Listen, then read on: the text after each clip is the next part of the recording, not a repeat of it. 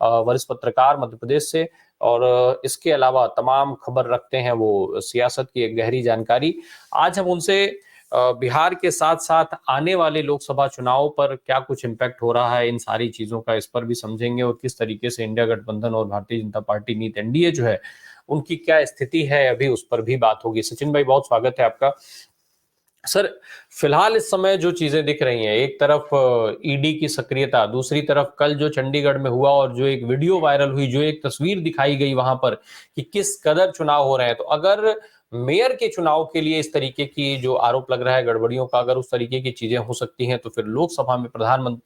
लोकसभा चुनाव के लिए और तीसरी बार प्रधानमंत्री नरेंद्र मोदी जी को बनाने के लिए किस कदर मेहनत की जाएगी, क्या तस्वीर देखते हैं आप? और चंडीगढ़ चुनाव से अगर हम रिलेट करें तो लोकसभा चुनाव को कैसे देख रहे हैं आप? जी, शुक्रिया राम भाई। राम भाई, आपने जो बात कही है कि मेयर के चुनाव से अगर हम इस नज़र को देखें कि लोकसभा चुनाव किस तरह का होने वाला है, तो बिल्कुल साफ है, और वो हमारे तस्वीर एक ज़हन में उठती है कि किस तरह से पिछले लगभग 20 सालों में चुनावों की जो रणनीतियाँ हैं, किस तरह से बनने लगी हैं, किस तरह से बदलाव आया है, पूरी वोट पॉलिटिक्स किस तरह से बदली है, वो हमें एक अंदाज़ा दे सकती है कि 24 का चुनाव किस तरह का होने वाला है। उसके पहले हमें थोड़ी ये चीज़ भी समझनी होगी कि 19 का और 14 का चुनाव जो था, वो किस तरह का था, उनमें कौन-से मुद्दे थे, क्या रणनीतियाँ थी। आप देखेंगे कि 14 का जो चुनाव था, वो पूरा भाजपा ने विकास की राजनीति पर लड़ा था, और उस विकास की राजनीति में उसको यूथ का एक बड़ा साथ मिला था, टेक्नोक्रेट का बड़ा साथ मिला था, सरकार के जो सिपह सालार होते हैं, सरकार के जो आईएएस लॉबी है उसका से लेके और सेना तक तमाम लोगों का मिला था। दूसरी बार में 19 में वो स्ट्रेटेजी बदली थी, और उसके साथ में लाभार्थियों का एक बड़ा वर्ग बन गया था, जिसमें कहा जाता है कि 23 करोड़ लाभार्थी थे जिनसे डायरेक्ट बीजेपी ने कांटेक्ट किया था, उन तक पहुंचे। और इसके बाद अभी 24 का जो चुनाव है, उसमें कुछ मुद्दों के अलावा, जो आपने अभी अपने शुरुआती वक्तव्य में कहा कि ईडी से लेके तमाम तरह की रणनीतियां, ये टैक्टिस प्रैक्टिस भाजपा अपनाती रही है। तो एक तो ये बात है, ये मोटे तौर पर अंदाजा मिलता है, लेकिन मोटी बात ये है कि इस बार भाजपा जिस पीक पर पहुंची है, जिसे बार बार रेखांकित करना जरूरी है कि हर एक राजनीतिक दल का एक पीक पीरियड आता है, और एक लंबे संघर्ष के बाद आता है, वो आसानी से नहीं आता है। अगर ये लोग समझने में गलती कर रहे हैं कि भाजपा का जो ये उभार है, भाजपा की जो लोकप्रियता है, भाजपा के प्रधानमंत्री की जो लोकप्रियता है, वो कोई अचानक आ गई है, या इसमें सिर्फ धर्म का तड़का लगा हुआ है इस वजह से आ गई है, या कांग्रेस के विरोध की वजह से या कांग्रेस की गलतियों की वजह से आ गई है, तो ऐसा नहीं है। असल में जो लोकसभा चुनाव है, वो लोकसभा चुनाव कई चीजों पर टिका हुआ है, और हमें ये समझने में बहुत आसानी होनी चाहिए। अगर राजनीति के बहुत सामान्य दर्शक भी हैं, वो भी जानते हैं, राजनीति को देखने वाले, कि भाजपा के पास इस समय देश में सबसे भरोसेमंद और मजबूत कैडर है, जो कि इस पॉलिटिक्स का बेस है अभी। इसके साथ में भाजपा के पास एक विजन भी है। इन दोनों मुद्दों पर भाजपा, चाहे वो हिंदुत्व की राजनीति कर रही है, या वो डेवलपमेंट की राजनीति कर रही है, और या फिर वो भारत को विश्वगुरु बनाने से लेके जो उसका प्राइड का जो राजनीति है, वो उन सभी में बहुत क्लियर है, और भाजपा ने इन तीनों को मिक्स कर लिया है, मैच कर लिया है कि कहां किसको कितना मिलाना है। धर्म की राजनीति और विकास की राजनीति एक दूसरे से आड़े नहीं आती।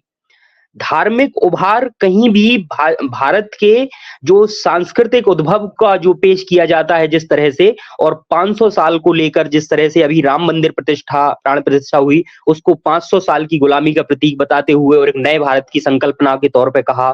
1000 साल की तैयारी की बात कर रही है। तो ये भाजपा का जो विजन है, वो विजन सही है या गलत, उससे आप सहमत असहमत हो सकते हैं, लेकिन भाजपा के पास एक विजन जनता के सामने उसने रखा है। और इसके साथ में बाहुबल भी है, पैसे की ताकत है, ईडी है, सरकार की ताकत है। इन सब का कैसे इस्तेमाल करना है, किस हद तक करना है, जिसे आप अगर ये भी कहें कि सबसे भ्रष्टतम तरीके से अगर कोई उसका इस्तेमाल हो सकता है, तो वो करने के लिए तैयार है चुनाव जीतने के लिए। आपने बहुत उदाहरण दिए ही, ईडी से लेके तमाम तरह के, और वो आप देखेंगे कि बंगाल हो, तमिलनाडु हो, या छत्तीसगढ़ हो, या उत्तर प्रदेश हो, हरियाणा हो, पंजाब हो, सभी जगह ईडी का जिस तरह से इस्तेमाल किया गया है, सीबीआई का जिस तरह से इस्तेमाल किया गया है, और ये सिर्फ राजनीतिक दलों पर नहीं है, राजनीतिक दलों के साथ में मीडिया हाउसेस पर भी किया गया है। मीडिया हाउस को डिस्ट्रॉय करने की बात है, जहां तक स्वतंत्र आवाजों को डिस्ट्रॉय करने की बात है, वहां से लेके उनको खरीदने तक की बात है, तो वो तक लगातार काम हुए हैं। तो ये तो चुनावी राजनीति में टैक्टिस प्रैक्टिस में भाजपा बहुत आगे चली गई है, इस बात को समझना चाहिए। दूसरी तरफ अगर आप देखेंगे विपक्ष को, जो इंडिया गठबंधन है, उस इंडिया गठबंधन के पास में अपनी अगले 6 महीने की रणनीति बिल्कुल साफ नहीं है, इस बात को स्वीकार करना चाहिए। कई बार विश्लेषक इस बात को लेके बहुत भ्रमित रहते हैं कि वो जो चीज चाहते हैं, उनकी जो इच्छा होती है, उसे वो किसी भी तरह एन केन प्रकरणेन उन सीटों पर जीतने में या उस नेता के बारे में विश्लेषण करते हुए थोड़ा सा आसान शब्दावली के साथ में उसको सपोर्ट करने लगते हैं और ये गलत निष्कर्षों पर पहुंचते हैं। मुझे लगता है कि जब आप किसी भी बारीकी से चीजों को देख रहे हैं, तो उतना ही आपको निष्पक्ष होने के साथ साथ निर्मम भी होना पड़ेगा, अपनी आलोचना में भी निर्मम होना पड़ेगा और अपनी दृष्टि में भी निर्मम होना पड़ेगा, तब आप सही जगह पर पहुंच सकते हैं। तो एक तो ये है कि विजन की कमी है इंडिया गठबंधन के पास, उतना बड़ा व्यापक विजन जो हिंदुत्व और विकास की राजनीति को ले जा पाए आगे, जो कि एक आधुनिकता बोध की जो बात है, जो एक समय में इंग्लैंड में रहा, या यूरोपियन रेनेसां जैसा कुछ हो, या फिर जो सभी वर्गों के साथ समानता और गैर बराबरी को मिटाने की जो बात है, संवैधानिक आदर्शों की बात है, उसको इंडिया गठबंधन ने उस तरह से एक बड़े व्यापक संदर्भों में देखने की कोशिश नहीं की है, और एक तरह से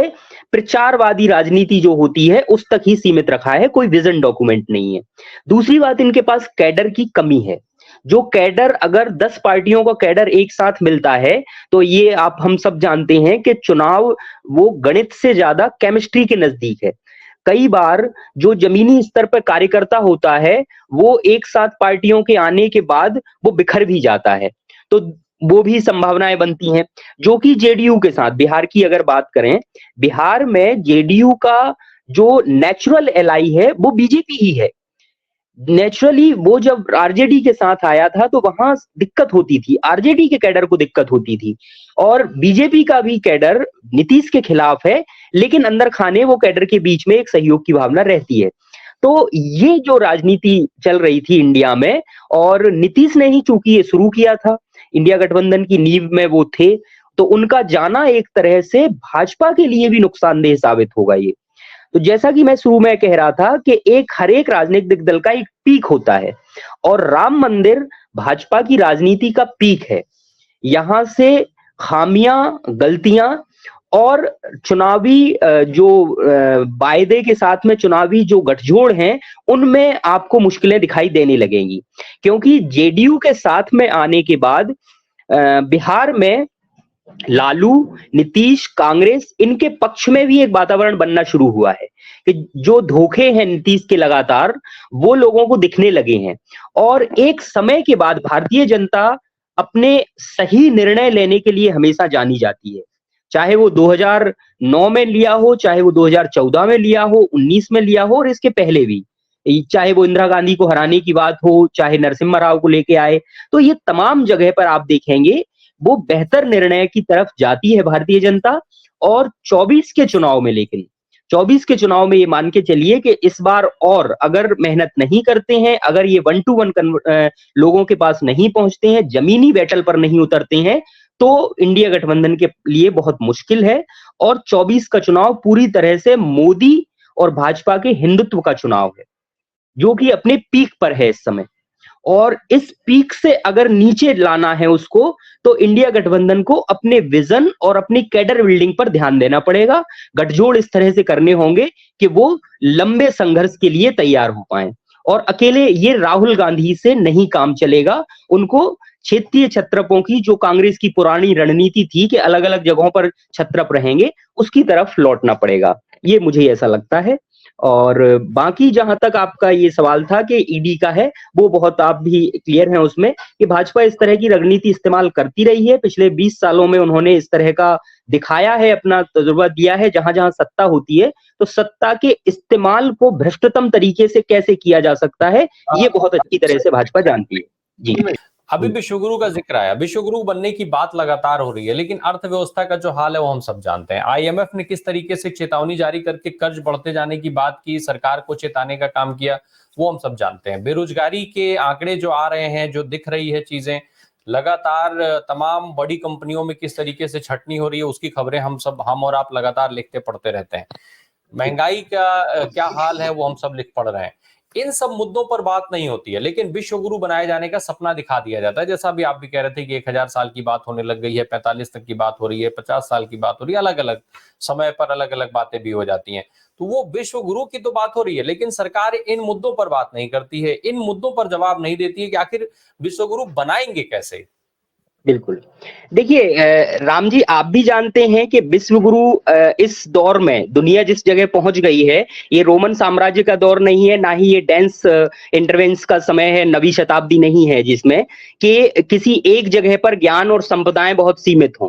ज्ञान इस समय पूरी दुनिया में बटा हुआ है। तो विश्व गुरु की बात ये वो खुद भी बोल देंगे, जुमले बोलने में माहिर हैं भाजपा के लोग, और वो खुद भी कह देंगे कि एक तरह से जुमला ही था ये। लेकिन विश्व गुरु बनने की जो परिकल्पना है, वो सही बात कह रहे हैं आप कि जब तक आपकी आर्थिक स्थिरता नहीं होगी और जब तक सभी समुदायों को साथ में नहीं ले जाया जाएगा, तब तक किसी तरह का विश्व गुरु बनने की कल्पना या बातचीत भी करना वो एक मूर्खता से ज्यादा कुछ भी नहीं है। लेकिन भाजपा जिस ग्राउंड पर खेलती है, जिस तरह से भाजपा सेंटिमेंट्स का इस्तेमाल करना जानती है, उसमें हमें समझना चाहिए कि विश्व गुरु जब वो कहते हैं तो उनका बहुत साफ होता है कि विश्व गुरु बनने के लिए उन्हें जिन लोगों की जरूरत है, और उनका विश्व गुरु जो है वो असल में हिंदुत्व, और हिंदुत्व में भी जो नॉर्थ इंडिया का हिंदुत्व है, उस हिंदुत्व की वो बात करते हैं, उन सेंटिमेंट्स को उभारने की बात करते हैं। इकोनॉमिक्स के सवाल पर 2009 के बाद पॉलिटिक्स बहुत कमजोर हुई है। रोजगार के सवाल पर, महंगाई के सवाल पर, जो हमारा इकोनॉमिकल डेवलपमेंट था उसके सवाल पर मनमोहन सिंह जिस जगह पर लेके आए थे, चूंकि मनमोहन सिंह 1991 के बाद लगातार वो एक विजन के तौर पे सामने रहे हैं, तो उन्होंने ग्लोबलाइजेशन के एक विजन के साथ देखा था। लेकिन आप इसमें एक चीज और देखिए कि जब 91 में ग्लोबलाइजेशन का दौर शुरू हुआ था, उसके बाद की जो पीढ़ी है, उस पीढ़ी ने ही नरेंद्र मोदी को पहली बार सत्ता में लेके आई थी, जिससे डेवलपमेंट का नया मुहावरा ज्यादा आकर्षक लग रहा था। और ये बात उस समय की है जब विस्थापन की राजनीति, आरक्षण की राजनीति, सांप्रदायिकता की राजनीति और ये डब्ल्यूटीओ की राजनीति, ये सब एक साथ चल रही थी। 89 से लेके 91 तक का दौर था, और इसमें बहुत सामान्य तौर पे भी आप देखेंगे तो एक जगह खड़ा हुआ व्यक्ति, उसकी दूसरी प्राथमिकताएं साफ दिख जाती हैं। जैसे सांप्रदायिकता के पक्ष में खड़ा हुआ व्यक्ति ग्लोबलाइजेशन के पक्ष में कहां खड़ा होगा ये आप तय कर सकते हैं, आरक्षण के वो खिलाफ खड़ा होगा ये आप तय कर सकते हैं। तो ये मंडल और कमंडल और ग्लोबलाइजेशन की जो राजनीति थी वो एक दूसरे से बहुत अच्छी तरह से जुड़ी हुई थी। भाजपा ने उनका इस्तेमाल किया है, और उस इस्तेमाल के साथ भाजपा अपने पीक पर 2024 में पहुंची है। राम मंदिर के बाद भाजपा किस तरह का स्टेप लेती है, वो उसकी आर्थिक नाकामियों के साथ भी, बावजूद भी कितनी देर तक टिकी रहती है, वो अब देखने वाली बात है। सचिन भाई, दो चीजें हैं। एक तो चूंकि थोड़ा अपने सब्जेक्ट से बाहर का एक सवाल दर्शक का है, वो लोकसभा चुनाव के मद्देनजर शिवराज सिंह चौहान की भूमिका को समझना चाह रहे हैं। शायद जो जिस तरीके से उनको अवॉइड किया गया इलेक्शन रिजल्ट आने के बाद, तो वो समझना चाह रहे हैं कि लोकसभा चुनाव के हिसाब से वो कितने महत्वपूर्ण फैक्टर के तौर पर रहेंगे। दूसरा एक चीज, कल राहुल गांधी ने जो जिक्र किया सामाजिक न्याय की बात उन्होंने की, उन्होंने साफ कहा कि नीतीश कुमार इसी मुद्दे पर फंस गए, और बीजेपी चूंकि चाहती नहीं थी कि करें, और यहाँ इंडिया गठबंधन में ये बात कही जा रही थी कि भाई जाति जनगणना और ये सारी चीजें जो है होंगी और वो करानी पड़ेंगी, तो इस मामले में वो भी नहीं चाह रहे थे नीतीश कुमार की आंकड़े सामने आए। अच्छा, तेजस्वी यादव भी ये दावा कर रहे हैं कि भाई जाति जनगणना की जो काम जो हुआ वो तेजस्वी यादव जब आ गए हैं, आरजेडी के साथ सत्ता बन गई है, इस नाते हो पाया, अन्यथा नहीं हो पाता। और कहीं ना कहीं इतने लंबे समय से ये चीजें चल रही थी, तो वो एक तरीके से अगर देखा जाए तो कुछ सच्चाई भी नजर आने लग जाती है। तो ये जो मुद्दा है सामाजिक न्याय का, ये कितना अहम है और लोकसभा चुनाव में कितना प्रभावी दिखेगा ये? जी, शुक्रिया राम भाई। मैं दोनों सवालों को एक साथ लेने की कोशिश करता हूँ। हालाँकि सामाजिक न्याय का जो सवाल है, उसे पुष्पराज भाई और अरसादुल भाई ज़्यादा बेहतर समझा पाएँगे, क्योंकि बिहार से जो मेरा रिश्ता रहा है, मेरा झारखंड से रहा है और बिहार की राजनीति को जितना मैं वाया दिल्ली ही देख पाते हैं। बहरहाल सचिन सचिन शुरुआती तौर जी। सचिन भाई, सामाजिक न्याय के मुद्दे की बात तो पूरे देश में हो रही है, क्योंकि राहुल गांधी उसको व्यापक तौर पर उठा रहे हैं, बार बार उठा रहे हैं, वो जाति जनगणना की बात बार बार कर रहे हैं, तो उसका वो तो हर प्रदेश की बात हो जाएगी फिर। जी, इसीलिए मैं इसी तरह से देखने की कोशिश करता हूँ। मध्य प्रदेश में हमने जो देखा, और चूँकि शिवराज सिंह चौहान का ज़िक्र किया, इसमें हमने पिछली बार भी ये बात की थी। शिवराज सिंह चौहान की जब चुनाव हो रहा था मध्य प्रदेश में, उस समय हम लगातार जब ग्राउंड रिपोर्टिंग कर रहे थे, तो लग रहा था कि कांग्रेस के लिए ये बेहतर ज़मीन है और कांग्रेस अगर इस बार नहीं कर पाती है, तो बहुत मुश्किल होगी। एक तरह से भाजपा ने भी थाली में सजा के मध्य प्रदेश दे रखा था। लेकिन आप देखेंगे कि आखिरी के 2 दिनों में यहाँ राजनीति पूरी तरह से बदली है,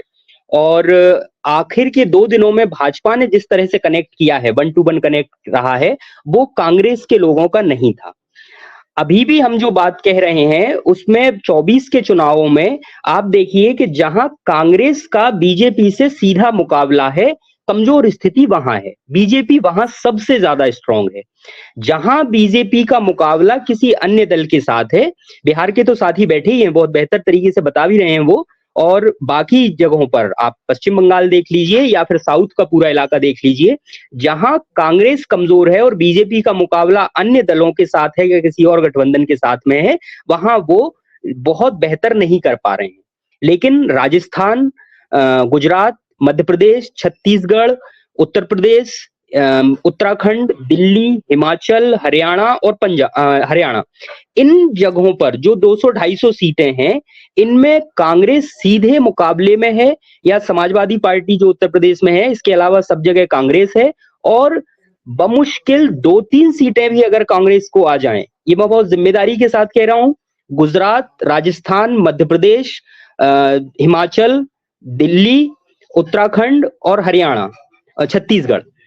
इन जगहों पर कांग्रेस के लिए बहुत मुश्किल है। इंडिया गठबंधन में भी बाकी दल अपना स्ट्राइक रेट ठीक रखेंगे, वो तेजी से आगे बढ़ेंगे और बिहार में भी बेहतर सीटें आएंगी, लेकिन भाजपा इन जगहों पर इंटैक्ट है। अब भाजपा को जो आगे सीट चाहिए, लगभग वो 50-60 सीट अगर वो इन अन्य इलाकों से ले आती है, तो उसके लिए सरकार बनाना आसान हो जाएगा।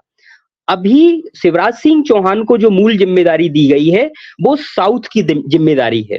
और ये लगातार अभी आने लगा है। मध्य प्रदेश के अखबारों से लेके बिहार के साथ ही बताएंगे वहां इस तरह की रिपोर्टिंग हो रही है या नहीं, लेकिन ये लगातार बात हो रही है कि जो राम की मूर्ति बनी है, उस मूर्ति में भी साउथ का टोन दिया गया है, साउथ का टच दिया गया है। उस मूर्ति के फोटोग्राफ्स ले जाए जा रहे हैं, घरों घरों तक पहुंचाया जा रहा है। यहाँ भोपाल से थोड़ी दूर ही सांची है, बौद्धों का एक बड़ा मंदिर है वहां पर, और बौद्ध राजनीति का केंद्र भी रहा एक समय पे, सभी जानते ही हैं। उत्तर प्रदेश, बिहार के अलावा यहाँ जब उज्जैनी के पास राजधानी थी, तो इस पूरे बेल्ट में यहाँ पर ओमकारेश्वर से लेके और महाकाल तक और सांची से लेके मैहर तक, यहाँ पर राम मंदिर की प्रतिकृतियां बिकने लगी हैं। जो अभी तक सांची स्तूप की प्रतिकृति बिकती थी, उनकी जगह अब ये राम मंदिर बिकने लगे हैं। तो इसको लेके शिवराज सिंह चौहान का चूंकि यहाँ पर कार्यकाल उनका बढ़ना चाहिए था, लेकिन उसमें वो मोहन यादव के लिए परेशानी साबित करते, इसलिए उन्हें 4 राज्य दिए गए हैं, केरल, कर्नाटक, तमिलनाडु और आंध्र प्रदेश। इन 4 राज्यों में शिवराज सिंह चौहान अभी 2-3 बार जा भी चुके हैं, और लगातार उन्हें वहां पर राम मंदिर से लेकर भाजपा का जो हिंदुत्ववादी एजेंडा है, उसके तहत काम करने की वहां पर छूट दी गई है। मंदिरों में जाना है उनको, मंदिरों में जाकर लोकल लीडर्स से मिलना है और उनके साथ में उन्हें गठजोड़ बनानी है। तो भाजपा जिस तरह से काम कर रही है, जिस तरह की रणनीतियां बना रही है, उन रणनीतियों के लिहाज से मैं फिर कह रहा हूं ये कि इंडिया गठबंधन अभी काफी पीछे है, और एक वेव की इंतजार कर रहे हैं कि वेव बन जाए और उस वेव के जरिए चुनाव जीत जाएं। एक बात यह है। दूसरा, सामाजिक न्याय की जो बात कह रहे हैं आप, मैं बिहार की राजनीति को और मध्य प्रदेश की राजनीति को अगर फर्क करना हो, तो एक मुद्दे पे हम कर सकते हैं कि राजस्थान और मध्य प्रदेश की राजनीति सामंती संस्कारों से चलती रही है, जबकि बिहार की राजनीति में लालू प्रसाद यादव के आने के बाद जो एक सामाजिक न्याय का ढांचा बना था और लोगों का जो प्राइड था, लड़ाई जो हुई है, जिसे आप जंगल राज कहते हैं, असल में रिसर्च में जब देखा जाएगा और इतिहास को उस ढंग से लिखा जाए, तो कहां पर होगा लड़ाई, कहां पर होगी? जब आप किसी एक वर्ग की बात नहीं मानेंगे तब लड़ाई होगी, और ये बिहार उत्तर प्रदेश में बखूबी हुआ है। राजस्थान और मध्य प्रदेश में जो बड़ी जातियां हैं, जो गैर दलित जातियां हैं, उनका प्रभुत्व बना रहा है, वर्चस्व बना रहा है, उसके खिलाफ आवाज नहीं उठी है, इसलिए ये शांत इलाके दिखते हैं। लेकिन असल में अत्याचार यहाँ ज्यादा हुए हैं। तो एक तो ये बात है, और इस लिहाज से अगर आप देखेंगे तो इस पूरे इलाके में आदिवासी जो इलाका है मध्य प्रदेश का, झाबुआ से लेकर पूरा मंदसौर तक का जो पट्टी है, उस पट्टी से लेके और बालाघाट की पट्टी को आप अगर बहुत माइन्यूटली देखेंगे, तो कांग्रेस को जिन इलाकों में सीट मिली है, वहां पर लगातार दलित और आदिवासी उत्पीड़न की घटनाएं आई थी सामने, और वहां पर उसकी वजह से जो भाजपा विरोधी जो कैंडिडेट है, उसको वोट ज्यादा मिले हैं। तो ये बहुत बड़ा मुद्दा है, और इस पर यहाँ राजनीति उस ढंग से हो नहीं रही है। आप अगर सिर्फ धर्म के खाके से और विकास के खाके से अगर देखेंगे, जो मैं बहुत इज्जत करता हूं मेधा पाटेकर की, लेकिन उन्होंने भी जो राजनीति वहां पर की, जो सामाजिक कार्य किया, लेकिन सामाजिक कार्य के साथ जिस तरह की राजनीति की, लोगों का पॉलिटिसाइजेशन नहीं होने दिया गया। इस बात को रेखांकित करने की जरूरत है। जो पॉलिटिसाइजेशन बिहार और उत्तर प्रदेश में है, या झारखंड में दिखाई देता है, छत्तीसगढ़ में दिखाई देता है, वो पॉलिटिसाइजेशन राजस्थान और गुजरात और मध्य प्रदेश में नहीं है। इस बात को हमें स्वीकार करना पड़ेगा, तब हम आगे पॉलिटिक्स को और बेहतर ढंग से उन खामियों के साथ देख पाएंगे। क्योंकि जब तक लोगों का पॉलिटिसाइजेशन नहीं होगा, तब तक वे धर्म या फिर किसी बड़े फिगर, किसी नायकत्व की तलाश की तरफ जाते रहेंगे, जो एक समय में नेहरू का था, फिर इंदिरा गांधी का रहा, और कुछ हद तक राजीव गांधी का, और उसके बाद राजीव गांधी के बाद जो पॉलिटिक्स चली है, वो राम की पॉलिटिक्स चली है, धर्म की पॉलिटिक्स चली है। तो लोग उस ट्रैप में फंस गए हैं। तो उससे निकालने के लिए जिस पॉलिटिसाइजेशन की जरूरत है, वो सामाजिक न्याय के जरिए हो सकता है, जिसकी यहाँ बहुत जरूरत है हिंदी की इस पश्चिमी पट्टी में। और पश्चिमी पट्टी इस समय पूरी तरह से भाजपा के कब्जे में है। बहुत इंटरेस्टिंग हो जाता है कि कोई भी चर्चा या कोई भी जनसभा, कोई भी रैली या किसी भी तरीके की जब प्लानिंग की बात होती है, तो बिना किसान के पूरा नहीं हो पाता है। अभी जैसा पुष्पराज जी भी कह रहे थे कि कांग्रेस ने किसानों की बात की, लेकिन वही किसान भाई छत्तीसगढ़ में एक एमएसपी, जब धान खरीद की बात होती है, तो 3100 रुपए का रेट भारतीय जनता पार्टी देती है, 3200 रुपए का रेट कांग्रेस पार्टी पहले अनाउंस कर चुकी होती है। लेकिन किसानों को वो समझ में नहीं आता है। किसानों ने कांग्रेस को वहां रिजेक्ट किया। इतनी सारी बातचीत राजस्थान में हुई, लेकिन राजस्थान में भी कांग्रेस को लोगों ने, जो है वोटरों ने अस्वीकार कर दिया।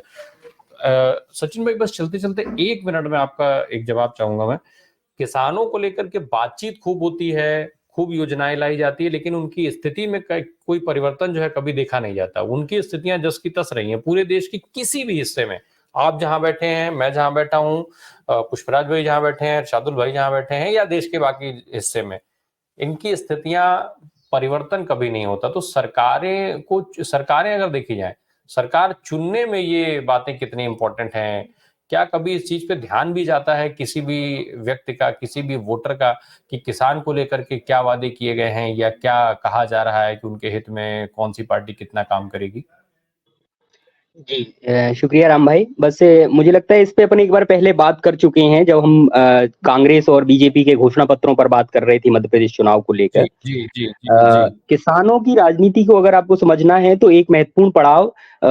19 का किसान आंदोलन भी है, 20 का जो, उस किसान आंदोलन में आप देखेंगे कि पूरे देश में जिस तरह से किसानों के मुद्दे उठे थे, उभरे थे, और जो गठजोड़ बने थे किसानों के, मध्य प्रदेश में खासतौर से उसके पहले डॉक्टर सुनीलम आपके पास आते रहते हैं। मुल्ताई में गोलीकांड हुआ था दिग्विजय सिंह सरकार के समय। उसके बाद मंदसौर में जो गोलीकांड हुआ, मंदसौर में जो मारे गए, उसके बाद पूरा एक बृहद मोर्चा बना था, जिसमें कई सारे किसान संगठन एक साथ आए थे। लेकिन जब इस किसान पॉलिटिक्स को हम आगे ले जाते हैं तो और चुनाव के समय जो पॉलिटिक्स होती है उसमें आप देखेंगे कि किसान कई सारे धड़ों में बंट जाता है। मैं आपको खासतौर से मैं बुंदेलखंड में रिपोर्टिंग कर रहा हूं इन दिनों, और बुंदेलखंड में आप देखेंगे कि कांग्रेस को ज्यादा वोट मिले हैं, लेकिन वो वोट जो मिले हैं वो किसानों के वोट नहीं है, वो जातिगत आधार पर वोटिंग जहां हुई है, जो जिस तरह के कैंडिडेट रहे हैं उसके आधार पर वोट मिले हैं। तो वो कोई भी वर्ग हो, जो हम बार बार बात कहते भी हैं कि राजनीति गणित से ज्यादा रसायन शास्त्र है, और इस रसायन में आपको जब एक कोई इंटैक्ट फोर्स आपको दिखाई देता है, वो फोर्स ग्राउंड पर जाके कितने हिस्सों में बट जाता है। यहाँ पर यादव हैं, दांगी हैं, यहाँ पर रघुवंशी हैं, तो ये अलग अलग किसानों के जो अलग अलग दायरे हैं वो अलग तरह से वोटिंग करते हैं, और जब तक उनको एक सूत्र में पिरोने का कोई राजनीति नहीं होगी, मैं बार बार इस बात को राजस्थान और मध्य प्रदेश में इसीलिए रेखांकित करते रहते हैं हम लोग कि यहाँ लेफ्ट पॉलिटिक्स का वो ऑरा नहीं रहा है। लेफ्ट राजनीति जब बघेलखंड में होती थी तो वहां जीतते थे विधायक, 8 विधायक तक रहे हैं। भिंड में अभी इस समय होती है राजनीति तो वहां थोड़े सीपीआई सीपीएम को वोट आ जाते हैं, लेकिन वो जो किसान की और मजदूर की राजनीति को इंटैक्ट करने की कोशिश जब तक नहीं होगी, तब तक किसान का जो मुद्दा है और मजदूर का जो मुद्दा है वो हाशिए पर पड़ा रहेगा। शुक्रिया।